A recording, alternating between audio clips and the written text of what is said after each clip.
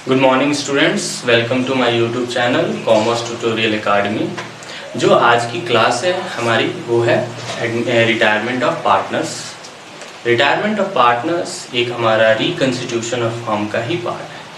बस यहाँ रीजन ये है कि कल कोई पार्टनर रिटायर होता है अपनी विल के हिसाब से या कंसेंट्स ऑफ ऑल पार्टनर या एज पर एग्रीमेंट, तो उस केसेस में हमें अपनी फॉर्म को दोबारा रिकंस्टिट्यूट करनी पड़ती है।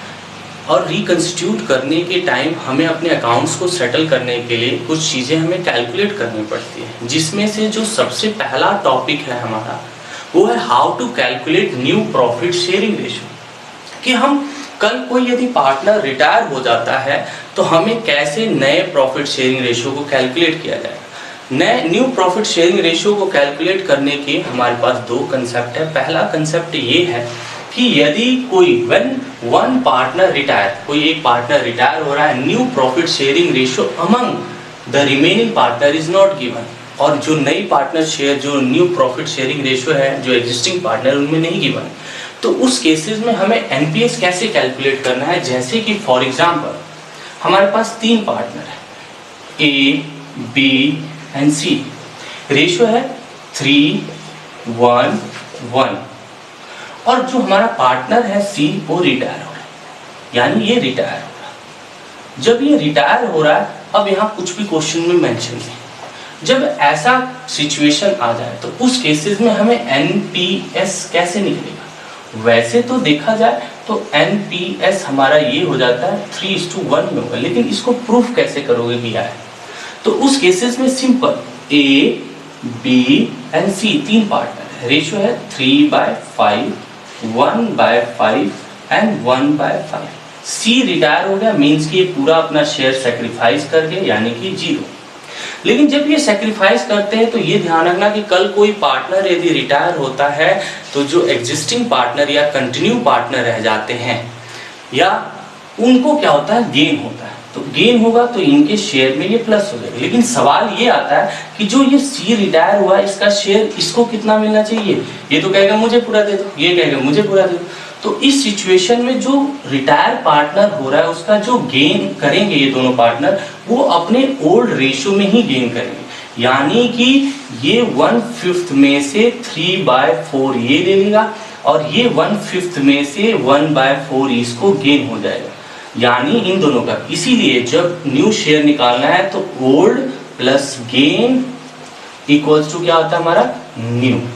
तो यानी कि जो हमारा ओल्ड है वो है 3/5, इसमें हम प्लस कर देंगे कितना 3/20, यानी कि जो हमारा आएगा वो आएगा 20 एलसीएम, यानी कि 12 प्लस क्या हो जाएगा 3 इक्वल्स टू 15/20। अब इसका जो है इसका ओल्ड रेशियो है 1/5 प्लस इन्होंने जो गेन किया है 1/20, यानी कि जो इनका कैलकुलेशन आएगा 24 प्लस 1 इक्वल्स टू 5/20, यानी कि जो इनकी रेशियो आई है एनपीएस वो आई है 15:5, यानी इसको और शॉर्ट फॉर्म में करेंगे 3:1। यानी कि मैंने क्या बोला था कि जब भी हमारा कोई पार्टनर रिटायर हो रहा हो और ये ना गिवन हो कि जो ओल्ड पार्टनर है या कंटिन्यू पार्टनर है वो किस रेशियो में एक्वायर कर रहे हैं, इन दैट केस जो उनका ओल्ड रेशियो होता है वही गेन, वही हमारा न्यू रेशियो होता है। इसीलिए इसका जो न्यू रेशियो है 3:1 है। ये हमारा पहला केस यहाँ खत्म हो गया। जो हमारा सेकंड केस है वो है कि अब जो रिमेनिंग पार्टनर रह गए हैं, जो रिटायर हो रहा है, अब रिमेनिंग पार्टनर को एक स्पेसिफाई में वो एक्वायर कर रहे हैं। यानी कि जब आप सेकंड केस करेंगे उसमें हमारे को गिवन होगा कि वो जो रिमेनिंग पार्टनर वो किस स्पेसिफाई रेशियो में एक्वायर कर रहे हैं। जैसे कि इसमें दो केस होगा, कई बार हो सकता है कि दोनों के दोनों एक्वायर कर रहे हैं और कई बार होगा कि एनी वन पार्टनर एक्वायर कर। जैसे कि मैं पहला केस ले रहा हूँ कि बोथ पार्टनर एक्वायरिंग रेशियो। तो जैसे कि for example A, B and C तीन पार्टनर है, 5:3:2 ओल्ड रेशियो है, and C retire and his share acquired by A and B 2:1 ratio में, यानी कि 2:1 में वो एक्वायर कर रहे हैं।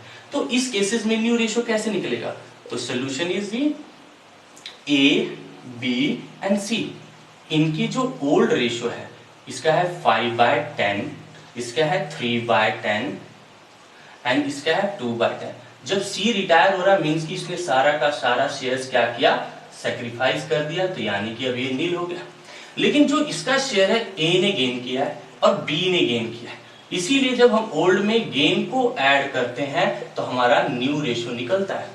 अब गेन किया तो यहाँ स्पेसिफाई है कि 2/10 को उसने किस रेशियो में गेन किया है, तो वो गेन किए हैं इन्होंने 2/3 में, और इस भाई साहब ने यानी कि 2/10 है, इसका शेयर जो इन्होंने गेन किया है वो 1/3 में, यानी कि इनकी गेनिंग रेशियो ये है और इसकी गेनिंग रेशियो ये है। तो जो ओल्ड रेशियो है 5/10, इसमें जब ये गेनिंग रेशियो 4/30 ऐड कर देंगे और इनका जो ओल्ड रेशियो है 3/10, इसमें गेनिंग रेशियो 2/30 ऐड कर देंगे तो हमारा न्यू रेशियो आ जाएगा जैसे कि 30।